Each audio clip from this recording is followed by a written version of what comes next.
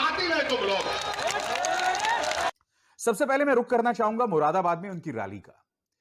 मैंने उनके भाषण सुना और मेरा ध्यान कुछ चीजों की तरफ गया। सबसे पहले आप सुनिए उनके भाषण का यह हिस्सा। वो 1980 की एक घटना की याद दिलाते हैं जहां ईदगाह के मैदान में हुई फायरिंग में बकौल ओवैसी 300 मुसलमान मारे गए थे। और वो ये कहते हैं कि अगर आप अपने इतिहास को भूल जाओगे तो आपका भविष्य भी उसी गर्त में घुस जाएगा। आज मेरा एक सवाल है, असदुद्दीन ओवैसी इतिहास की एक हिंसक घटना को आखिर क्यों याद दिला रहे हैं? इसका मकसद क्या है? आखिर क्यों इतिहास के काले अध्याय को वो पीछे नहीं छोड़ना चाहते और चाहते हैं कि मुसलमान उसे याद रखे? मैं पहले चाहूंगा कि आप उनके इस पूरे बयान को सुने और फिर मैं उसकी चर्चा करूंगा। दोस्तों, हम बात करने वाले हैं कासगंज के बारे में, जहां एक मुस्लिम शख्स की पुलिस कस्टडी में मौत हो जाती है, जिस पर मुरादाबाद में AIMIM के चीफ बैरिस्टर असदुद्दीन ओवैसी अल्ताफ के बारे में स्पीच देते हैं, जो मुसलमानों पर जुल्म हो रहा है, नाइंसाफ़ी की जाती है। इस पर असदुद्दीन ओवैसी ने क्या बुरा कहा, जिस पर अभिसार शर्मा ने तंज कसा और बोला ये भड़काऊ बयान है। सुनिए अभिसार शर्मा की रिपोर्ट। और मैं ये मानता हूं कि अल्ताफ को इतनी आसानी से उत्तर प्रदेश पुलिस ने टारगेट इसलिए भी किया क्योंकि वो मुसलमान है, और जैसे कि आप जानते हैं आदित्यनाथ की सरकार में मुसलमानों को टारगेट करना कितना आसान है। मगर उससे बड़ा है वो इंसानियत का मुद्दा। मैं चाहूंगा कि आप सुने ओवैसी क्या कह रहे हैं। ओवैसी कहते हैं कि अगर अल्ताफ की घटना से आपके दिल में दर्द ना हुआ तो आप मुसलमान ही नहीं है। मैं चाहूंगा पहले आप उनका यह बयान सुनिए। क्या यह बयान भड़काऊ है? क्या यह बयान जो है वो भावनाओं के साथ खेलना है? मैं ये निष्कर्ष आप पर छोड़ता हूं, मगर मैं अपनी जो उस पर व्याख्या है बाद में करूंगा। सुनिए ओवैसी साहब। दोस्तों, यहाँ पर मैं किसी पार्टी को सपोर्ट नहीं कर रहा हूँ, सच बोल रहा हूँ। यहाँ अभिसार शर्मा भटक क्यों जाते हैं? असदुद्दीन ओवैसी यहाँ मुसलमानों को कह रहे हैं तुम्हारा कोई लीडर नहीं है तो तुम मारे जा रहे हो। अब इसमें भड़काऊ कहाँ से लग रहा है? ये किसी को मारने के बाद थोड़ी कर रहे हैं जो आपको भड़काऊ लग रहा है। खैर, आप इनकी आगे की बात सुनिए।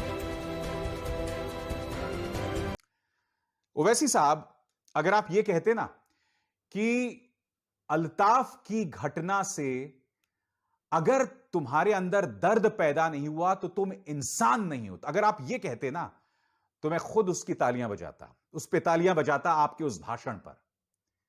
मगर आपने उससे मुसलमान तक सीमित रख दिया, जिससे यह पता चल जाता है, कम से कम जो आपके दो बयान अभी अभी मैंने अपने दर्शकों को सुनाए हैं, कि आपका मकसद बहुत साफ है, किसी भी कीमत पर मुस्लिम वोट को हासिल करना, उसकी भावनाओं के साथ खेलकर या ऐसे बयान देकर जिससे उसकी भावनाएं जागृत हों। दोस्तों, जितना भड़काऊ बयान बीजेपी लीडर देते हैं उतना कोई मुस्लिम लीडर देता तो मोदी सरकार सीधा आतंकवाद घोषित करके जेल डाल देती। असदुद्दीन ओवैसी की सारी बातें कानून के अंदर होती है। खैर, आप अभिसार शर्मा की कई रिपोर्ट में सुनेंगे कि AIMIM बीजेपी की बी टीम है या नहीं, वो अपने रिपोर्ट्स में बोलते हैं। इनका फैसला यही तक रुक जाता है क्योंकि कोई सबूत नहीं है इस बात की कि बी टीम है या नहीं। तो ये तमाम घटनाएं बता रही हैं कि ओवैसी का किरदार यहां पर बहुत रहस्यमय बना हुआ है। मैं फिर दोहरा दूं दोस्तों, मैं आज तक इस निष्कर्ष पर नहीं पहुंचा हूं कि ओवैसी बीजेपी की बी टीम हैं या नहीं हैं। यह निष्कर्ष आपको निकालना है। लेकिन मैं ये कहना चाहता हूँ कि आप सिर्फ मुस्लिम लीडरों के बारे क्यों ऐसा सोचते हैं? आपको कोई दूसरी पार्टी बीजेपी बी टीम नहीं लगती? क्या कांग्रेस, BSP, SP, तृणमूल कांग्रेस, सपा, बसपा ये सब वोट कटवा नहीं है? ये बीजेपी बी टीम नहीं है? इस पर भी आप एक दो रिपोर्ट बनाओ। सिर्फ मुस्लिम लीडरों के बारे आप सोचते हो। ओवैसी के आने से बीजेपी को फ़ायदा है, बीजेपी की बी टीम हो सकता है और पार्टियां अच्छी है। मुस्लिम लीडर मैदान में आए तो वोट कटवा है, भड़काऊ भाषण देते हैं, बीजेपी को फ़ायदा हासिल होता है। इससे साफ जाहिर होता है कि आप मुस्लिम लीडरों के सख्त खिलाफ हो, आपको मुस्लिम लीडर पसंद नहीं। क्या कह रहे हो वैसे आप खुद सुनिए। और तुमको मौका इसलिए मिल रहा है कि जब मुसलमान के घर को तोड़ा जाता है तो ना अखिलेश बोलेंगे, ना कांग्रेस बोलेगी, ना BSP बोलेंगी, सब खामोश बैठे रहेंगे। और अगर कोई एहतजाज बुलंद करता है, कोई सच्चाई का बयान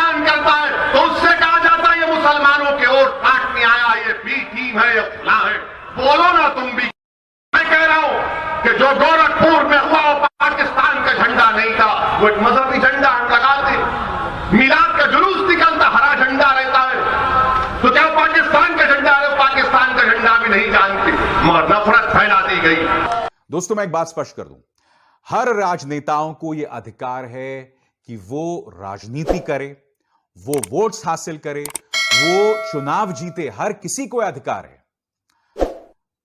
जो अधिकार आपके पास नहीं है कि आप जनता को भड़काएं, आप नफरती सियासत करें, आप पर्दे के पीछे एक ऐसी डील करें जिससे आपके मंसूबों पर शक हो। मैं फिर दोहरा दूं, ऐसे कोई प्रमाण नहीं है इस वक्त, प्रत्यक्ष प्रमाण, कि ओवैसी बीजेपी की बी टीम है। मगर हकीकत यह है कि उनका किरदार इन चुनावों में बहुत रहस्यमय और दिलचस्प बनता जा रहा है।